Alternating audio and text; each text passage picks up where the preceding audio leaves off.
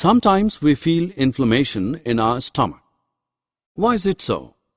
Our stomach secretes hydrochloric acid, HCl, a very strong acid which helps us to digest food.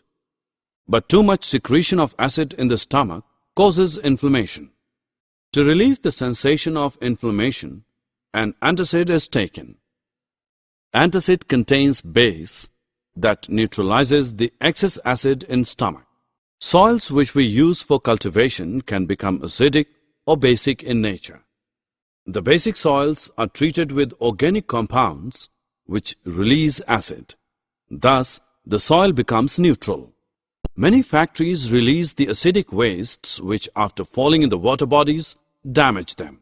As a result, living organisms of water die.